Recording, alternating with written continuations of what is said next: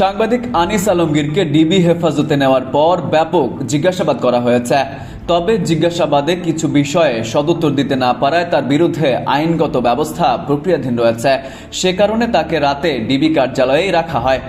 রোববার দিবাগত রাতে ডিবি প্রধান শফিকুল ইসলাম এসব তথ্য জানান। তিনি বলেন, সাংবাদিক আনিস আলমগীর গোয়েন্দা পুলিশের জিজ্ঞাসাবাদে কিছু বিষয়ে উত্তর দিতে না পারায় তার বিরুদ্ধে আইনগত ব্যবস্থা প্রক্রিয়াধীন রয়েছে। যেহেতু ওনার বিরুদ্ধে আইনি প্রক্রিয়া চলমান রয়েছে, তাই আজ রাতে ওনাকে ডিবি কার্যালয়ে থাকতে হচ্ছে। এর আগে রাতে সাংবাদিক আনিস আলমগীরকে ডিবি হেফাজতে নেওয়া হয়।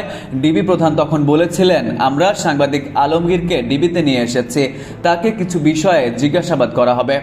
তার বিরুদ্ধে কোনো মামলা আছে কিনা জানতে চাইলে অতিরিক্ত কমিশনার বলেন, আমরা তাকে স্পেসিফিক কিছু বিষয়ে জিজ্ঞাসাবাদ করার জন্য নিয়ে এসেছি, বাকি বিষয় আপনাদের ডিএমপি মিডিয়া সেন্টার থেকে জানিয়ে দেওয়া হবে।